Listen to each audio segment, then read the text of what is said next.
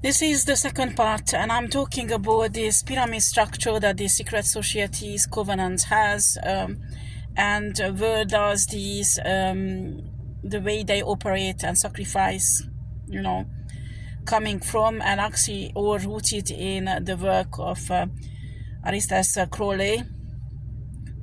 He wrote many books actually about this. Is a dark Mason, a dark spiritualist, a magician.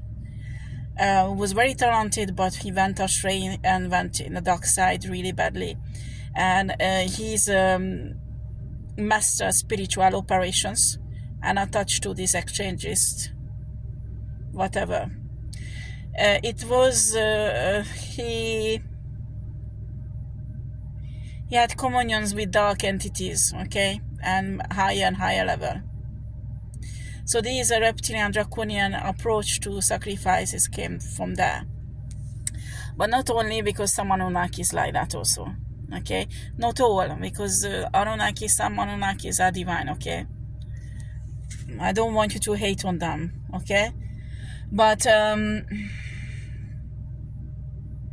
it is very, very complicated, because when you approach a covenant or a secret society like that, or they approach you, they know you already a certain level, you are awakened. And if you experience divine light, they are more excited to lurk you in. Okay? So when I was going through my dark night of the soul, I had many people contacting me spiritually. That, listen, if you belong to the secret society, you will have a better job, you will have good finances, come and join us. And I did not want it. I just did not feel like...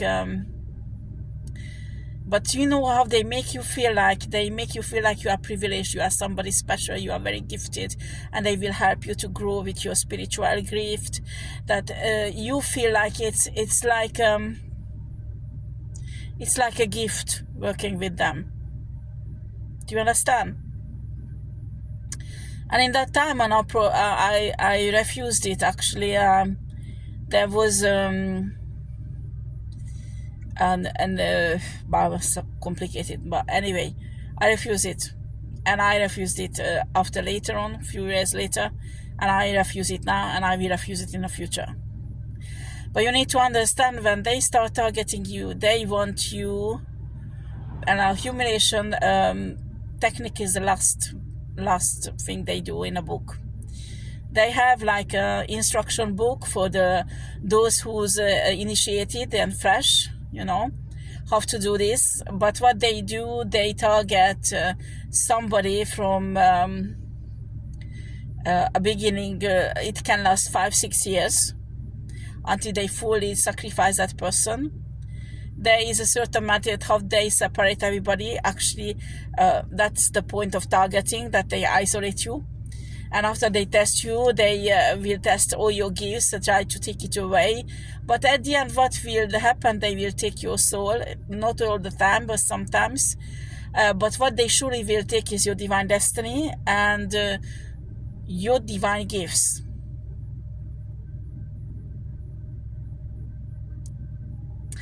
Because usually the first initiation stage is really hard to go through. That's what I saw. It's the same. I mean, I did not do on an occultism level. I did in business level, selling products, but not with Satanists, don't misunderstand. MV, for example, does not exist. But in the 80s, this was something built up exactly like this. Pyramid level, and there are other products now out there. The product's not necessarily bad, but the system is really not good, because actually I think in some countries already illegal, because the way you make money is not correct. You're taking it from other people practically, and those, after a while, this enterprise or the company can't grow, and those who are on the bottom will stay always poor. That is the problem with it. So, but these people will make it look like that you have so much chance that they're offering this to you and come into your life, when it's not true. You have to be really, really vigilant. So I'm telling you, when the first time they approached me, I felt privileged.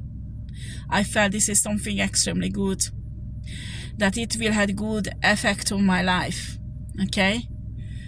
And honestly, there is lots of divine people who wanted to help me out, and actually they got awakened because I awakened them.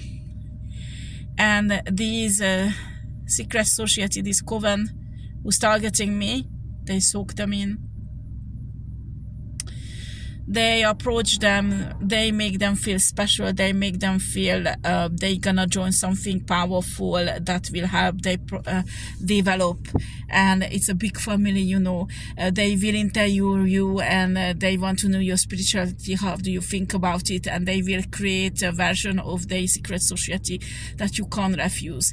And I mean, already lots of people worked on you spiritually, so you will be confused, and you will think you're joining something extraordinary, good thing, okay? When it's not the case. And after you start being initiated again and again and again, first it's just like a spiritual sacrifice, you know? And after sometimes it goes really much more far. There will be crimes. And when you raise up in grade higher and higher, there will be children. Do you understand? This is the darkness. You will go down darker and darker and darker. And when you do hunky-punky with them, and you don't do it just with, you know, but young ones, and sometimes you don't even realize it. When I channeled on, I saw this, okay? I never been there physically, thanks God. But I never did such a thing, but I saw them doing it, okay? Sometimes they drug these people the first few times when they're doing it. They are not even realizing what they're doing. And usually the children are adolescents, very close to adulthood, okay?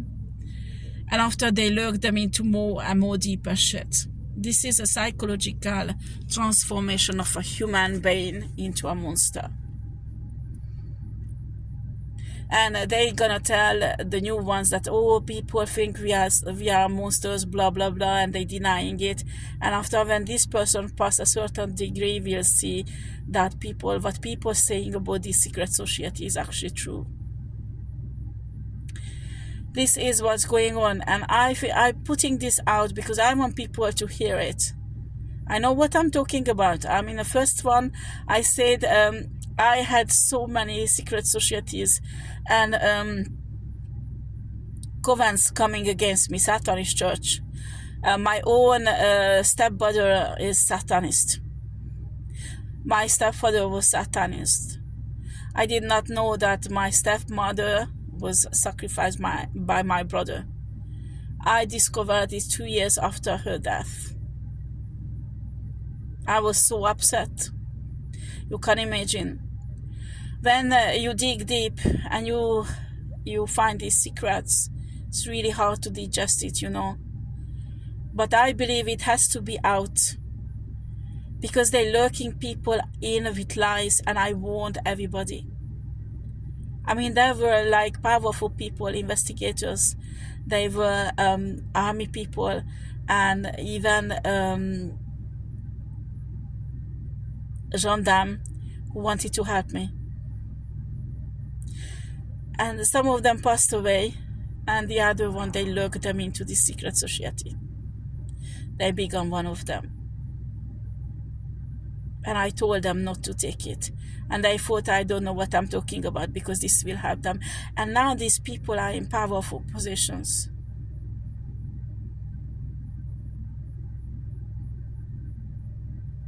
In an army, in a justice system, everywhere. And it's not because they are so good.